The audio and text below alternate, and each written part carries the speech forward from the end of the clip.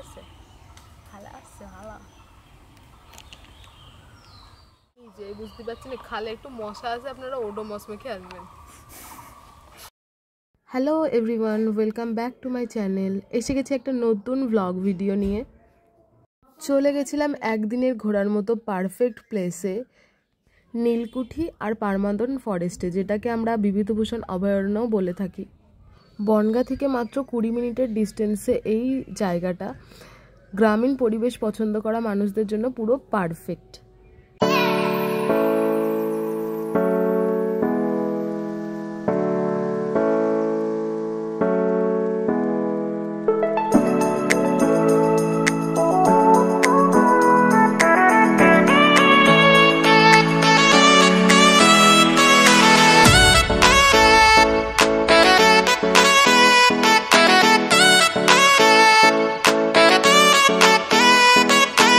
চলে এসেছি নীলকুঠির ভেতরে, যেখানে এককালে নীলকর সাহেবরা থাকতেন। এখন পুরো পোড়ো বাড়ি, চারিদিকে ভাঙা, ওপরে ওঠাও বারণ, কারণ যখন তখন ভেঙে পড়তে পারে।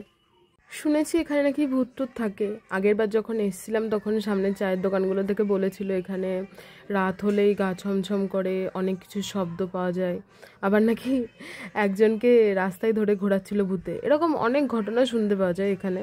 আমি জানি না, আমি কোনো ভূত টুত দেখিনি, কিন্তু ভূত থাকুক না থাকুক সাপ টাপ অবশ্যই থাকবে, সাপ টাপ দেখা যেতেই পারে। নীলকর সাহেবের ভূত যদি এখনো থেকে থাকে তো সবার হাতে তো মার খাবে, কারণ তখন নীলকর সাহেবদেরকে আমরা মারতে পারিনি, কিন্তু এখন যদি ভূতকে পাই, ভূতকেও তো আমরা ছাড়বো না। ওপরে নীলকর সাহেবের ভূত খোঁজার চেষ্টা করতে যাচ্ছিলাম, বাট দেখলাম সাহেব ভয়ে সিঁড়িটাই ভেঙে ফেলেছে যাতে আমরা উপরে উঠতে না পারি।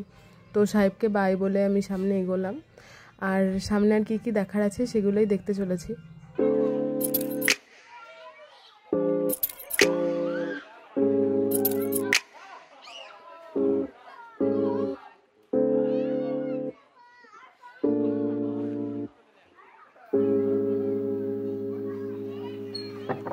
কাছাকাছির ভেতরে ঘোরার স্পটের জন্য এটা বেস্ট। আর মোটামুটি ডিসেম্বর জানুয়ারি ফেব্রুয়ারি মানুষ সবাই এখানে, প্রচুর ভিড় থাকে, পিকনিক স্পট আছে ওই সাইডে, কিন্তু এই টাইমটা একটু ভিড় কম। মোটামুটি এটা এখন হন্টেড হাউস। কেউ যদি থ্রিলিং পছন্দ করেন বা এখানে শোনা যায় ভূত ট্রুতের ব্যাপার আছে, হরর প্লেস টাইপের, তো এই জায়গাটা বেস্ট। আমাদের আশেপাশে জায়গার ভেতরে এটা বেস্ট। রাতের পরে এখানে তেমন লোকজন থাকে না, কিন্তু আশেপাশে অনেক হোমস্টে টাইপের আছে, খাবারের ব্যবস্থা আছে, সব কিছুই আছে।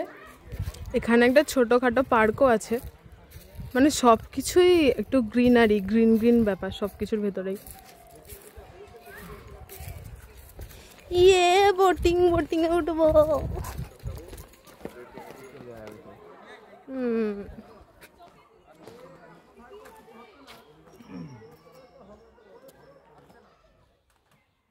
এত সুন্দর জায়গাতে আনা তো বানতাই হে।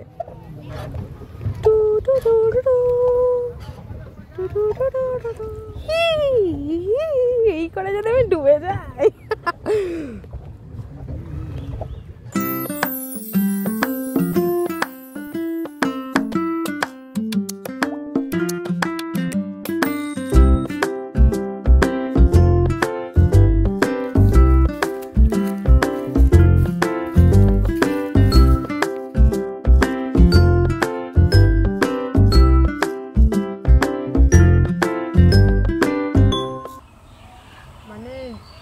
ফরেস্টটা অসাধারণ, এখানে এত পরিমাণে গাছ, মানে যারা গ্রিনারি পছন্দ করে সত্যিই খুবই সুন্দর। চারিদিকে এত গাছপালা, আমি কি বলবো, নিজেই বুঝতে পারছি না। খালে একটু মশা আছে, আপনারা ওডোমস মেখে আসবেন। তারপরই এই নেটে ঘেরা জঙ্গলের ভেতরে দেখলাম যে অনেক হরিণ, মানে একসাথে 30-40টা হরিণ এরকম ছিল, ওরা খেলা করছিল। বাট আমরা যখন গেছি তারপরে একটু পরে আওয়াজ শব্দ পেয়ে ওরা পালিয়ে গেছিলো। আর হরিণ ছাড়াও অনেক হনুমান ছিল ওপরে, গাছে গাছে ঘুরে বেড়াচ্ছিলো। আর পাখির তো শেষ নেই, প্রচুর পাখি। সো আপাতত এই ফরেস্টে ঢোকার জন্য পুরো ফিসটাই ফ্রি, কোনো রকম ফিস নেওয়া হচ্ছে না। বেদের মেয়ে চিপস কখনো তোমরা দেখেছো? এখানেই হয়তো পাওয়া যায় বেদের মেয়ে চিপস।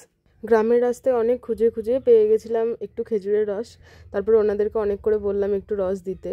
2 গ্লাস রসও হয়েছিল। আর ওনারা এত ভালো, আমাদের কাছ থেকে কিন্তু কোনো টাকা নেয়নি, বলেছে আমাদের বাচ্চাদের জন্য এই গাছগুলো কাটা হয়েছে। দারুণ খেতে, সত্যি দারুণ খেতে। ইয়ে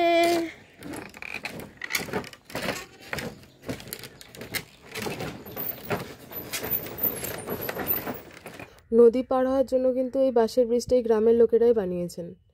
এখানে মানে গাড়ি নিয়ে যাওয়া বারণ, বাট হেঁটে হেঁটে যেতে পারো।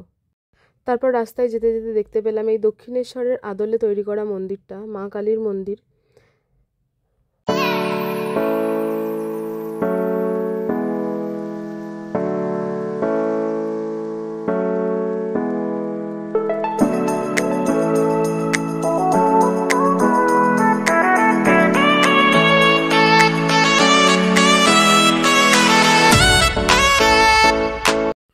খিদে পেটে হঠাৎ রাস্তায় যেতে যেতেই হঠাৎ দেখা রেস্টুরেন্টটা আমরা দেখে নিলাম আর চলে গেলাম ভেতরে। তো ভেতরে এরকম অনেক কুটির টাইপের তৈরি করা ছিল, ওপরে খড় দিয়ে ছাওয়া, খুব সুন্দর একটা অ্যাম্বিয়েন্স। তো চিকেন, ফিশ, অনেক কিছু আইটেমস এখানে অ্যাভেলেবেল ছিল। আমি একটু চিকেন পকোড়া অর্ডার করে নিয়েছিলাম। আর এটা ছিল লাস্ট আমরা বেরোনোর সময়, মানে সন্ধে যখন হয়ে গেছে, এটা রাতের ভিউ যখন ওরা লাইটগুলোকে অন করেছে। সো আজ এটুকুই ছিল। একদিনে যে এত কিছু ঘোরা হয়ে গেল কিছু বলার নেই, মানে প্রপার প্ল্যানিং থাকলে একদিনে অনেক কিছু ঘোরা সম্ভব। আর অবশ্যই ভিডিওটা পছন্দ হলে লাইক করে দেবেন, শেয়ার করে দেবেন।